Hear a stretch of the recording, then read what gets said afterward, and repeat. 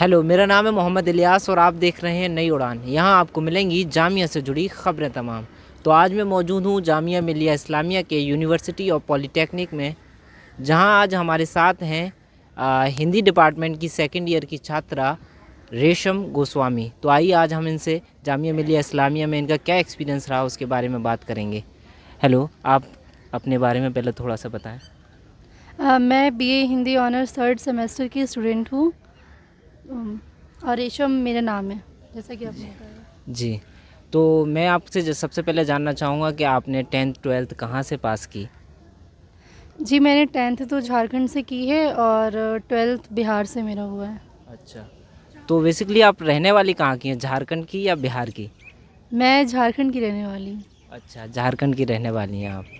तो मैं आपको जान पूछना चाहता हूँ कि जामिया मिलिया इस्लामिया में आप आईं, तो आपको इस बारे में किसने बताया कि जामिया में ये कोर्स होता है, या जामिया यूनिवर्सिटी है जहाँ पे अलग अलग फैकल्टीज़, अलग अलग डिपार्टमेंट हैं, और हिंदी डिपार्टमेंट में आपको एडमिशन लेने का कहाँ से सजेशन आया या कैसे प्लान बना आपका? जी, हिंदी पहली बात तो ये है कि हिंदी जो है ये मेरा बहुत ही दिलचस्प सब्जेक्ट रहा है हमेशा से। मुझे हिंदी हमेशा से बहुत पसंद था। और जामिया के बारे में जो मुझे पता चला है वो मेरे एक सर हैं, मतलब वो यहाँ अभी भी पढ़ रहे हैं, उन्हीं के थ्रू मुझे पता चला कि जामिया इस्लामिया भी एक यूनिवर्सिटी है और सेंट्रल है और मतलब ऑल इंडिया थर्ड रैंकिंग में है, तो इस तरह से पता चला। तो जामिया मिलिया इस्लामिया के बारे में जो भी आपने जाना, जो भी आपने सुना था, तो उस आधार पर आपका जो एक्सपीरियंस है वो कैसा रहा यहाँ पे? एक्सपीरियंस तो वैसे बहुत ज़्यादा नहीं रहा है, बट 1 साल का रहा है तो बहुत अच्छा रहा है अभी तक का एक्सपीरियंस। तो सबसे ज़्यादा एक्सपीरियंस अगर देखा जाए तो अच्छा इस तरह से रहा है कि हमारे जो सीनियर्स हैं वो बहुत ही कोऑपरेटिव रहते हैं। मतलब हेल्प बहुत ही उनका जो नेचर है वो हेल्पिंग नेचर है, पहला तो ये है। और यहाँ की पढ़ाई भी बहुत अच्छी है। सबसे ज़्यादा यहाँ पे जो है अगर हम देखें तो यहाँ पे जो लाइब्रेरी है वो सबसे बेस्ट लगी मुझे यहाँ की अभी तक की, क्योंकि वहाँ पे बहुत सारी बुक्स है और आप अपने अकॉर्डिंग वहाँ पे पढ़ सकते हो बहुत सारी बुक्स लेके। और जैसे कि न्यूज़पेपर्स है और लोगों को पढ़ना होता है न्यूज़पेपर्स, मतलब वो मंगवाते हैं, ख़रीदते हैं। जबकि जामिया में मैंने देखा कि मतलब यहाँ पे डिफरेंट टाइप्स ऑफ न्यूज़पेपर्स यहाँ पे आते हैं, तो ये भी बहुत बड़ा हेल्प है बच्चों को पढ़ने के लिए। हाँ, यानी कि यहाँ की जो है लाइब्रेरीज़ हैं वो काफ़ी मदद करती हैं बच्चों के लिए। जी। यहाँ उनके लिए किताबें मौजूद हैं, अखबारात आते रहते हैं। तो मैं अब जानना चाहूँगा कि जामिया मिलिया इस्लामिया का जो कैंपस है वो कैसा लगता है आपको? यहाँ के जो पार्क हैं, गार्डन्स हैं। पार्क गार्डन्स तो वैसे ऑब्वियस है कि जिस तरह सभी यूनिवर्सिटीज़ की होती है वैसे यहाँ की भी बहुत अच्छी है। रख रखाव भी काफ़ी अच्छा किया गया है, बट वही है मतलब कि थोड़ा अगर बच्चे अगर खुद में अगर इम्प्लीमेंट करें यहाँ की साफ़ सफाई को लेके तो शायद और बेहतर बना जा सकता है। जैसे लोग चाय वगैरह पीते हैं तो सारे मतलब कचड़े वगैरह वहीं पे डाल देते हैं, जो भी चीज़ें हैं, रैकेट जो भी चीज़ें तो वहीं पे डाल देते हैं। अगर वो ना डाले तो शायद और बेहतर पार्क बन सके। बहुत अच्छा। हाँ, वो तो है कि हर इंसान को अपनी ज़िम्मेदारी निभानी चाहिए, क्योंकि साफ़-सफ़ाई हम ही गंदगी करते हैं और हम ही को साफ़ करना है। ये हमारा ही कैंपस है।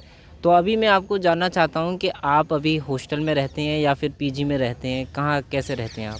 मैं तो अभी जामिया हॉस्टल में ही रह रही हूँ, जम्मू एंड कश्मीर हॉस्टल। अच्छा, जामिया के जम्मू एंड कश्मीर हॉस्टल में आप रह रही हैं, तो आप वहाँ कब से रह रही हैं और आपका वहाँ का क्या अनुभव है? अनुभव तो बहुत अच्छा नहीं हुआ है अभी, मतलब सिर्फ 1 ही महीना हुआ है अभी वहाँ। अभी तो बस न्यू न्यू आई हूँ वहाँ पे हॉस्टल में। अच्छा, तो अब मैं जानना चाहूँगा कि यहाँ के जो प्रोफ़ेसर्स हैं, टीचर्स वग़ैरह हैं, उनका बच्चों के साथ किस तरीके का बिहेव है? वो बच्चों के साथ कैसा बिहेव करते हैं? उनका जो व्यवहार है वो कैसा है? अभी तक मैं अपने अनुभव के अकॉर्डिंग अगर बताऊँ, अनुसार बताऊँ तो प्रोफ़ेसर्स बहुत अच्छे हैं, मुझे तो जहाँ तक लग रहा है कि क्योंकि हमें जो भी प्रोफ़ेसर्स मिले बहुत अच्छे मिले हैं। वो सिर्फ हमें किताबी ज्ञान ना देके बल्कि व्यवहारिक ज्ञान भी बहुत अच्छा देते हैं।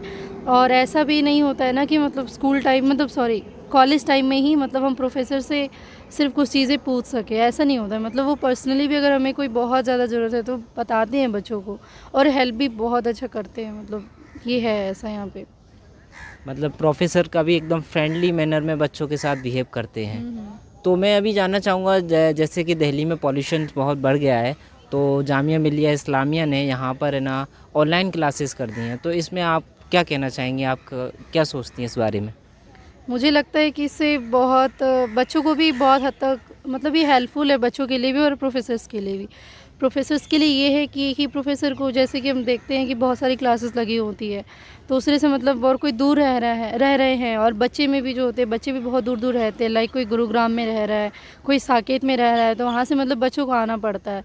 और ये पॉल्यूशन में एक एक घंटा जाने आने में लग जाता है, तो उतनी देर की जो पॉल्यूशन भरी ये जो सांस जो वो लेते हैं, तो उनसे कहीं ना कहीं बच रहे हैं। तो ये बहुत बेहतर भी है, मतलब बहुत हेल्पफुल है। और वैसे भी अब एग्ज़ाम्स आने वाले हैं, तो अब तो सेल्फ स्टडी ही ज़्यादा इम्पॉर्टेंट है। यानी कि ये इस जहरीली सांस में थोड़ी सी राहत मिलेगी, यहाँ दिल्ली की इस जहरीली हवा से थोड़ी सी राहत मिलेगी बच्चों को ऑनलाइन क्लासेस करने से। तो आज हमारे साथ मौजूद थी रेशम गोस्वामी, जिनसे हमने बातचीत की, उनका एक्सपीरियंस जाना। उनका इस इंटरव्यू में आने के लिए बहुत बहुत शुक्रगुजार हूँ मैं। और तो हम अपने इस इंटरव्यू को यहीं ख़त्म करते हैं और आप देखते रहिए नई उड़ान।